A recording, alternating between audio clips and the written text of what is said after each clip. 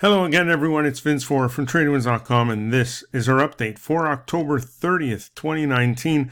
Let's take a quick look at today's markets. We did get the Federal Reserve's decision on interest rates, and they did cut for the third time this year, another quarter point, but did say they will pause future rate cuts until they see a significant increase in inflation.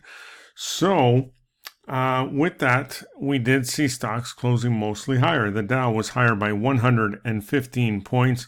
The S&P 500 was higher by 10 points and hit a fresh new all-time high, while the NASDAQ was higher by 27, and the Russell 2000 was the only one that finished lower, slightly though, down 4 points today.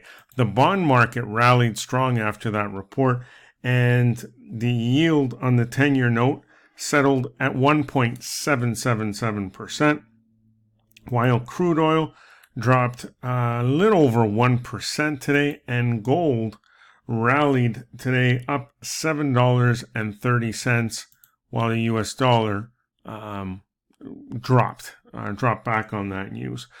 Now, after market close, it's a big day for earnings reports. We got the likes of Apple, which beat. Apple came in at $3.03 compared to an expected number of $2.84.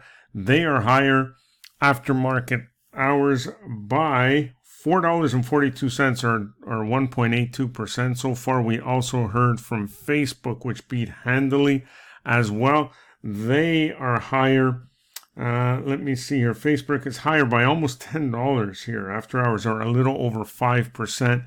And Starbucks, another big name, they came in with some strong sales reports for both US and China, and they are higher by 2.39% after hours. So a strong session after market close. But that's about it for now. Enjoy the rest of your day, and we'll see you on our next update.